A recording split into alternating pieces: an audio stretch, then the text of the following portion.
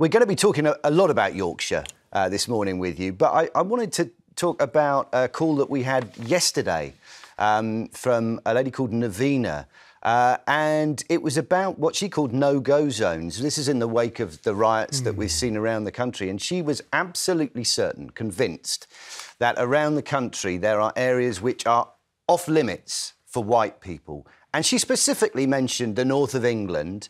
And I'm just wondered, this is your patch, this is where you work, this is where you live. Are there areas where, as a white person specifically, you feel either you are not welcome or you are not permitted? So I don't know, was it Navina you said the caller yesterday? That's I don't right. know where they were from themselves. But what I can say is that I work with communities all over the country as well in my job. I help communities tell their stories. And when I'm here, I'm based equally between Leeds and Bradford.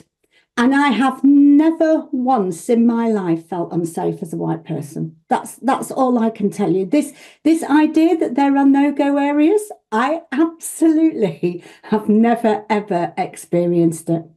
Whereas, I mean, Carole, what we did see during the riots, and was reported quite widely, was that there were roadblocks in Middlesbrough and people being asked about their ethnicity and being stopped from travelling if it was felt that they didn't belong in that community. Yeah, the cops do seem to do that a lot. They don't just do with...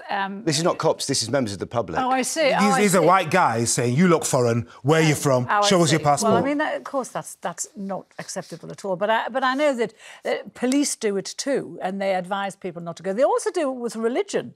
They, you know, if they see a Jewish person in the riots at the weekend, at the protests at the weekend in London, they will tell them not to go down that street, which is wrong, because you should be able to go where the hell you want to in this country. It's a difference between protecting somebody's safety, then that might be... I've never heard that reported. Have you? Absolutely. What, you've not heard the cops in London saying to Jewish people, don't go down there, or don't make the speech you're about to make because it's dangerous for you? Yeah, that's been widely reported. And when it comes to no-go, I mean, look, born and raised in this country, lived in this country all my life, right? Very comfortable in Britain. But there's parts of the country, especially when I was younger, parts of Manchester, my own city, where I would never go. I know. There's parts of Salford, Silk Street. Yeah. No black guy would walk down there. You never know what you're going to find.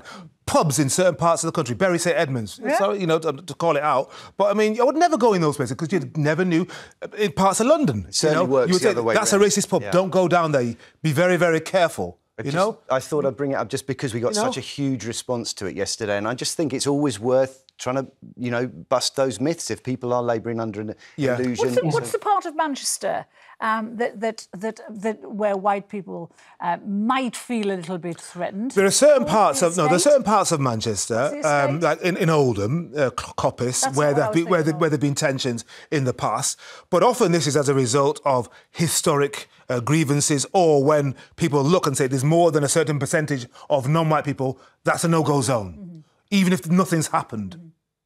But that could be in people's heads. Anyway, I want to move on. I don't want to stay with that too long.